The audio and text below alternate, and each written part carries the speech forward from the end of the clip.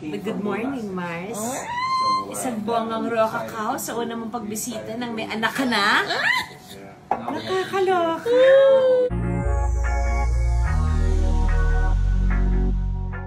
Masaya nga itong si Judy Ann Santos dahil sa wakas nga raw ay nakadalaw ang kanyang inaanak na si Isa Calzado sa kanilang bahay. Ladies and gentlemen, meron po akong kasamang mag-walking. Pero nakalimutan niya yung stroller niya. So ngayon, nag-walking siya ng may weights. Ayan siya. The best. The best. Ano yung weights? Say hi. Masaya nga itong si Judy Ann Santos na sa wakas nga ay nakadalaw itong si Isa Calzado dito sa kanilang bahay. At dahil nga maaga pa lamang ay nakapag-walking na itong sina Judy Ann Santos at itong si Isa Calzado. Tuwang-tuwa naman nga itong si Judy Ann dito kay Isa Calzado dahil kinalimutan nga raw ni Isa ang stroller ng kanyang anak na si Dea. Kaya naman itong si Isa Calzado habang naglalakad ay buhat-buhat ang kanyang anak na si Dea.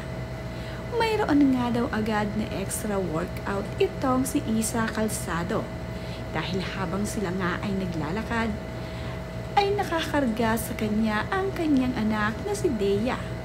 Buti na nga lamang daw at naglakad din itong si Dea. Nang makilala na nga niya itong si Judy Ann Santos ay hindi na nga siya nahihiya. Kaya naman, lumakad na rin itong si Dea habang sila ay naglalakad. Good morning, my love. It's nice meeting you. Hi. Main ka na lang. Main ka na lang. Oop, what's that? Baby. Oh, it's not a baby.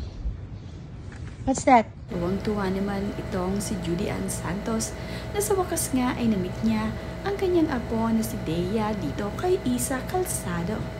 Noong kasing dumalaw na huli itong si Isa Calzado ay wala pa nga raw itong anak. Ngayon nga sa kanyang muling pagdalaw dito sa bahay ni na Judy Ann Santos at Ryan Agoncillo ay kasama na niya itong si baby Dea. Matapos naman niyang mag-walking ay naghanda ng masarap na hot chocolate itong si Judy Ann Santos para sa kanilang dalawa.